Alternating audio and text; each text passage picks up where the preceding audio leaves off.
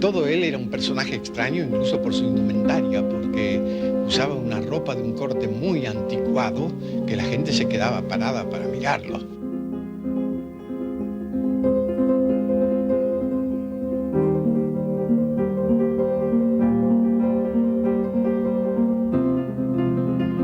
No pudiera aceptar eso, porque era como entregar a la hija al demonio. Quiroga era la representación del diablo en la tierra, corporizado.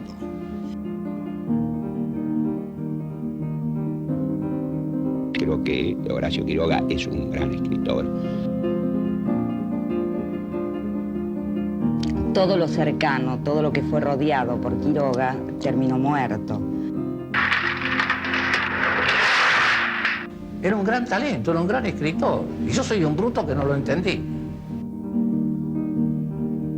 Cuentos de amor de locura y de muerte realmente es la clave literaria y también la clave biográfica. Su vida estaba siempre en el borde del amor, de la locura y de la muerte.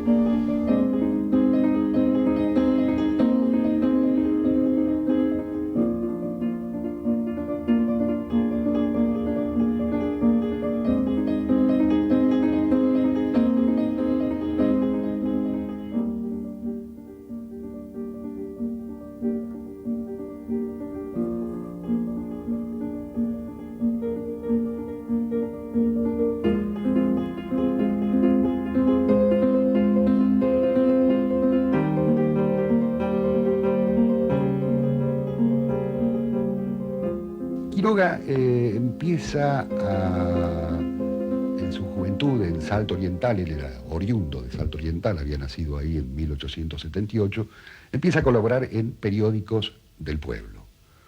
Dice, esa fue para él, ese pasaje por el periodismo, fue para él la gran lección estilística como narrador. La tradición indica y la casi unanimidad crítica que Quiroga es ante todo un cuentista. Efectivamente creó el padre del cuento moderno, del relato moderno, no solo en el Río de la Plata, sino, a mi juicio, en América Latina. Sin lugar a dudas, Quiroga tuvo fue un gran prestigioso, fue un gran ilustre, ocupó grandes espacios dentro de la literatura, pero por ahí dejó grandes agujeros a nivel de la familia. Como que lo que fue para afuera no lo pudo ser para adentro. El modelo de cuentista no pudo ser un buen modelo de padre, y así sucesivamente, ni de esposo, no pudo cumplir ningún rol.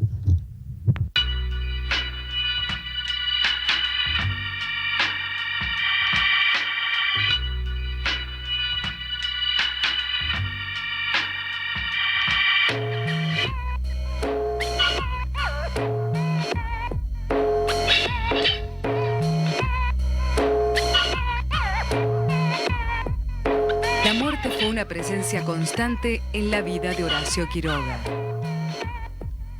Su padre, Prudencio Quiroga, murió el 14 de marzo de 1878 en un accidente en el que se le dispara la escopeta con la que iba a subir a un bote. El gran escritor rioplatense había nacido en Salto, Uruguay, el 31 de diciembre de 1878. Años después, en 1891, la madre, Pastora Forteza, se casa en segundas nupcias con Ascencio Barcos. El 5 de septiembre de 1895, inválido desde poco tiempo antes, Ascencio Barcos se suicida accionando el disparador de su escopeta con uno de los dedos del pie. En 1902, mientras examina un arma que Federico Ferrando, su mejor amigo, iba a utilizar en un duelo, Quiroga lo mata accidentalmente.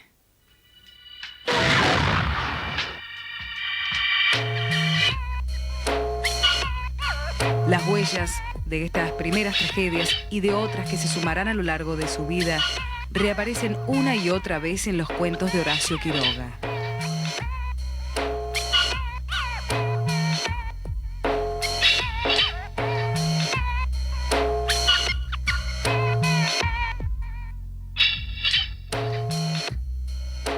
próximo a cumplir los 13 años nos mudamos a un barrio en Vicente López donde dio la casualidad que uno de los vecinos era Horacio Quiroga. Iban las mañanas de verano a nadar al río, 15 a 20 muchachos con él a la cabeza. Sobre todo un hombre extraño, pero que se interesaba en el prójimo, porque por lo menos yo tengo el recuerdo del hombre que acosaba un poco a preguntas. Muy buen carpintero, e incluso, y eso lo he visto construir, una canoa con la que navegó por el Paraná, un recorrido muy extenso.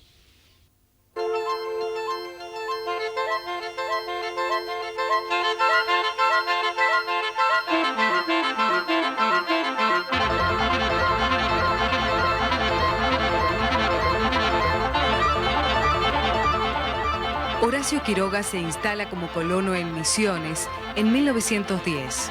Un año antes se casa con Ana María Cires, futura madre de Eglé y Darío.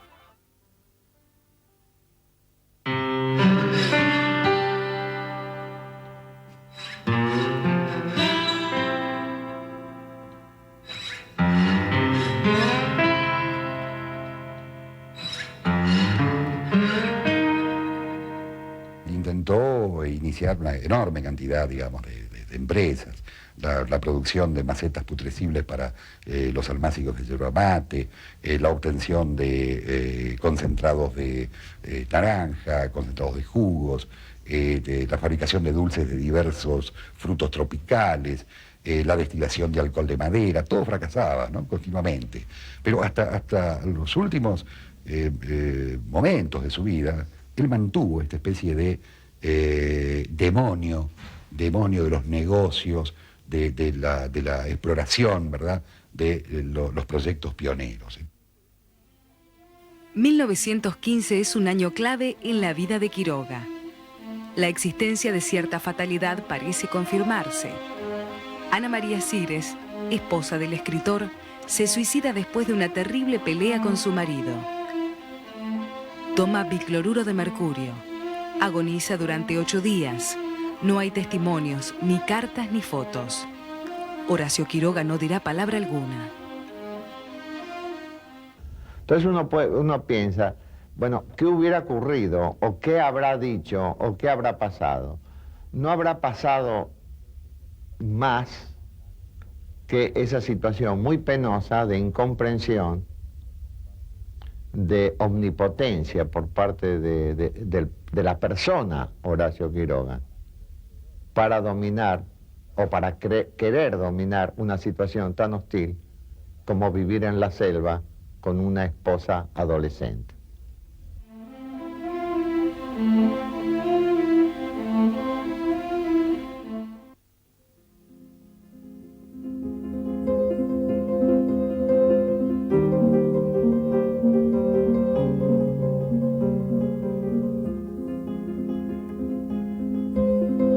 Pasado Amor es una novela autobiográfica en la que Quiroga se proyecta en la figura del protagonista.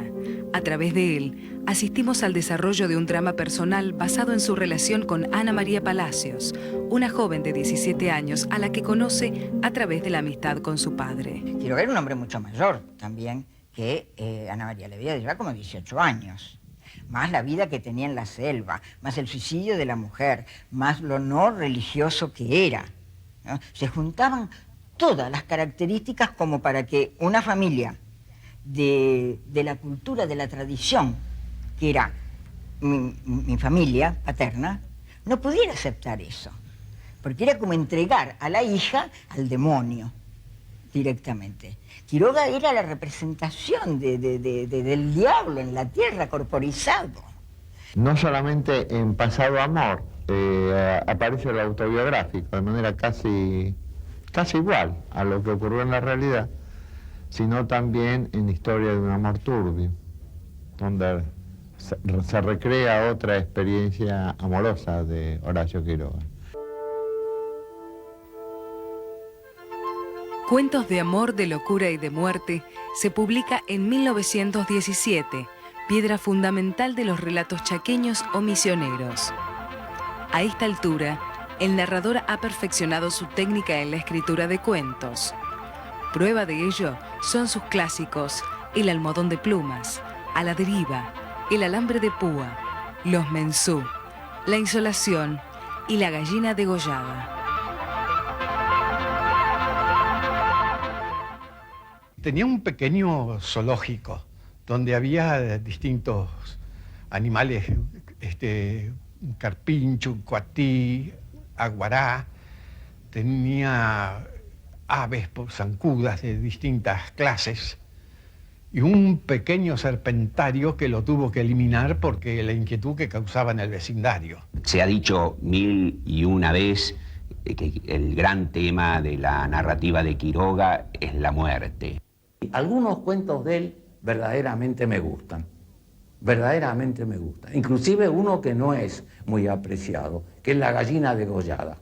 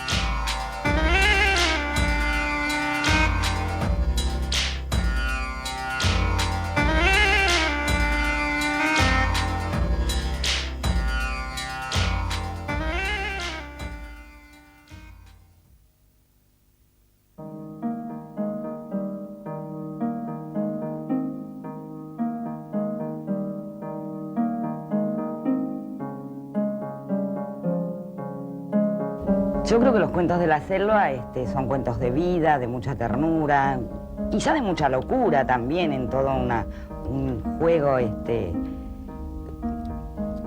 mover personajes o hacerlos hablar.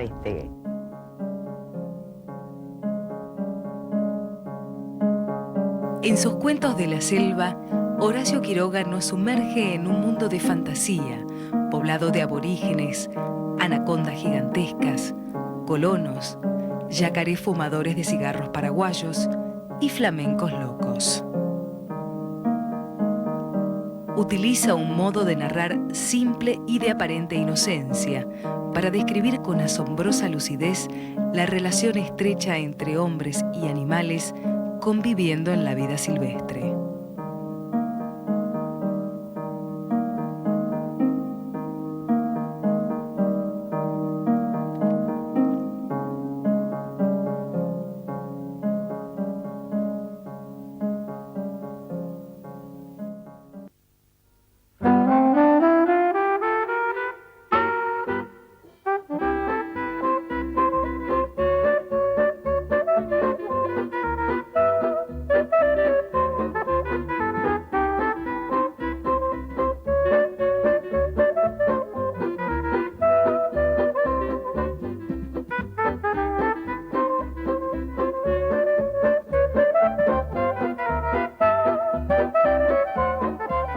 Usted sabe que la primera función de cine se realizó en el mes de julio de 1896, a escasos 6 meses de la primera función de los Lumière en París, en el Teatro Odeón.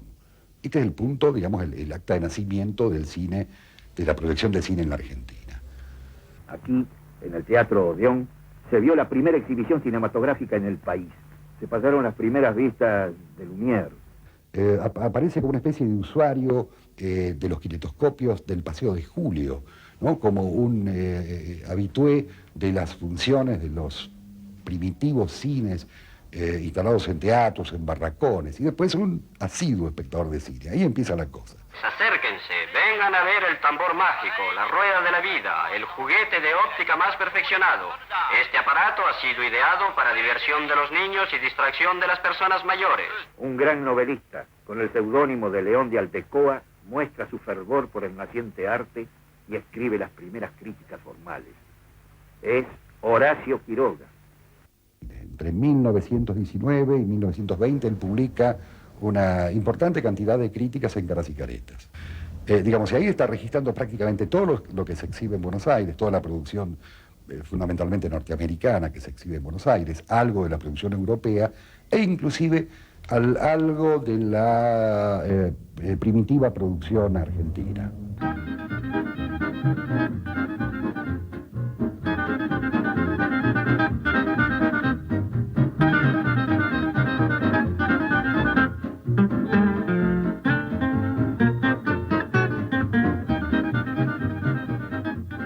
De algún modo sí, se podría decir que es tal vez el primero, uno de los primeros, ¿no? Incluso en descubrir frente a la actitud de los grupos intelectuales el interés de este medio como arte. Él dice que, bueno, también el cine seguramente va a ir creciendo y va a llegar a ser un arte, digamos, y a tener, digamos, una estética, ¿no? Eso dicho en los años, en la década del 20 al 30, cuando todavía el cine, digamos, no es visto como un arte, sino más bien como una cosa, como un fenómeno nuevo, ¿no? Casi producto de la técnica, ¿no? Quiroga escribe inclusive un guión, no llegó a filmarse, La Jangada, que está hecho sobre la base de dos relatos, tal vez dos de los mejores relatos de Quiroga, Una bofetada y Los Mensú. De algún modo uno podría pensar que Prisioneros de la Tierra de Sófocles es una especie de homenaje. Debe 500 pesos. Yo no debo nada. Debe haber alguna equivocación. Revise, por favor. Revise. La cuenta está bien.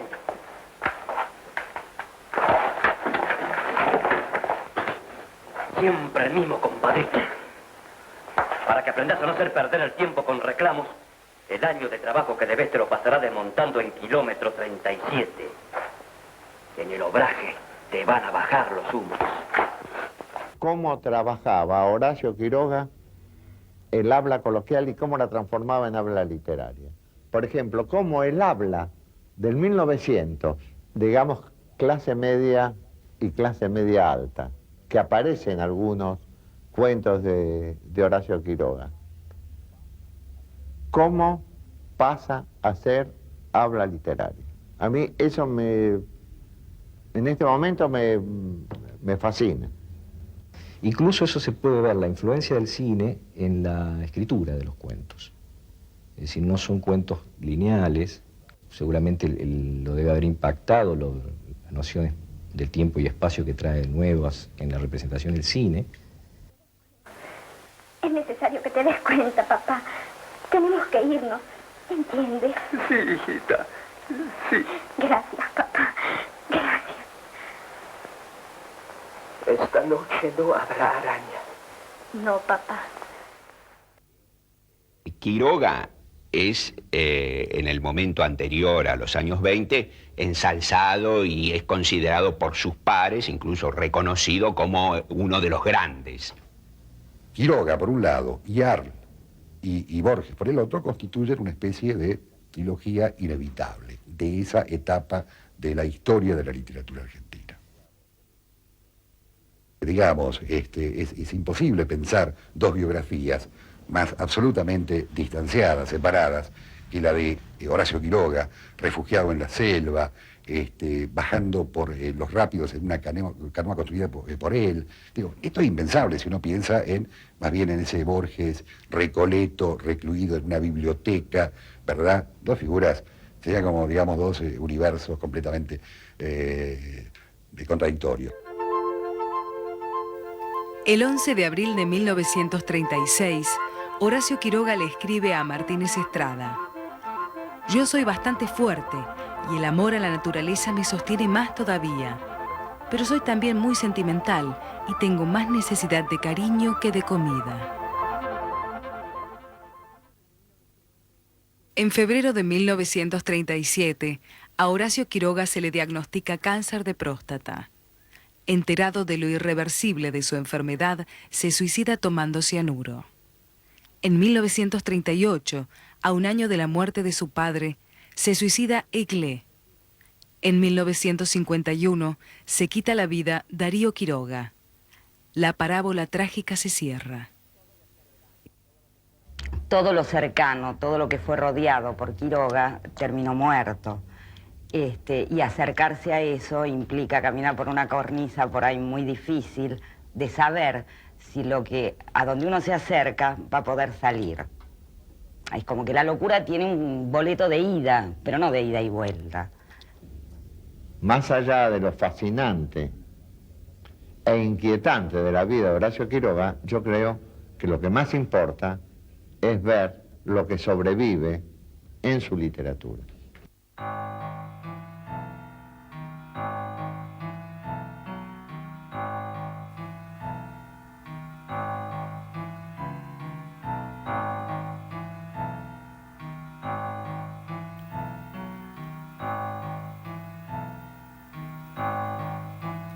Pronto Alicia empezó a tener alucinaciones. Confusas y flotantes al principio, apenas podía mover la cabeza. No quiso que le tocaran la cama, ni aun que le arreglaran el almohadón. Sus terrores crepusculares avanzaban ahora en forma de monstruos que se arrastraban hasta la cama y trepaban dificultosamente por la colcha. Alicia murió por fin.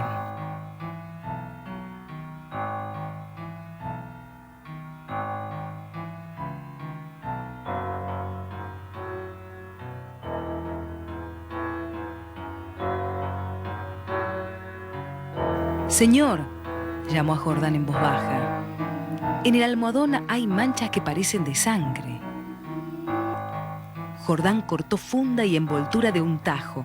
Las plumas superiores volaron y la sirvienta dio un grito de horror con toda la boca abierta. Sobre el fondo, entre las plumas, moviendo lentamente las patas velludas, había un animal monstruoso, una bola viviente y viscosa. Estaba tan hinchado que apenas se le pronunciaba la boca. Noche a noche, desde que Alicia había caído en cama, había aplicado sigilosamente su boca a las sienes de aquella, chupándole la sangre. En 5 días, en 5 noches, había vaciado a Alicia. Estos parásitos de las aves, diminutos en su medio habitual, llegan a adquirir en ciertas condiciones proporciones enormes. La sangre humana parece serles particularmente favorable, y no es raro hallarlos, en los almohadones de plumas.